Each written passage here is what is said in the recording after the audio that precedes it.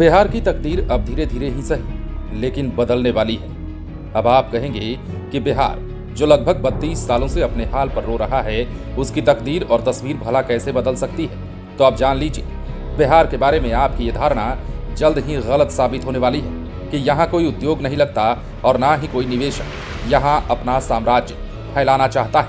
क्योंकि अब बिहार में देश की बड़ी बड़ी कई कंपनियां आने को आतुर हैं। लेकिन सबसे पहले दो बड़ी कंपनियों की बात करते हैं जो बिहार में अपना स्टार्टअप शुरू करने को बेताब दिख रही हैं। दरअसल ब्रिटानिया और हिंदुस्तान यूनिलीवर जैसी बड़ी कंपनियां बिहार में करोड़ों का निवेश लेकर आ रही हैं।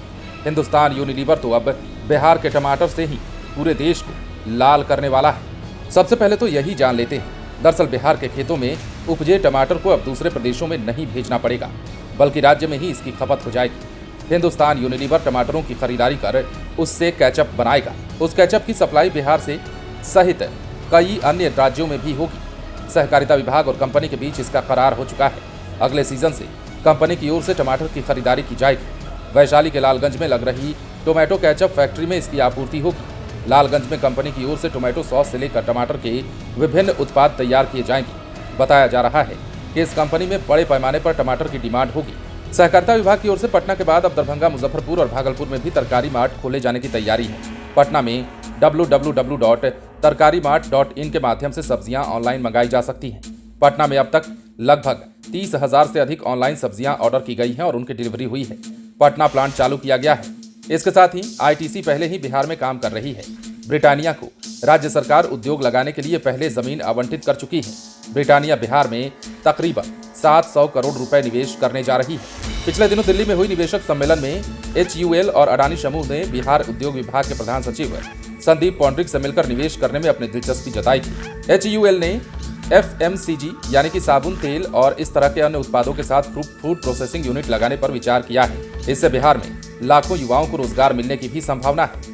मोदी सरकार के नए इथेनॉल नीति बनाने के बाद से बिहार सरकार के पास अब तक लगभग 3 दर्जन निवेश के प्रस्ताव आए हैं। इतना ही नहीं, राज्य सरकार ने अब तक तकरीबन 36,000 करोड़ रुपए के निवेश प्रस्ताव को मंजूरी दी है।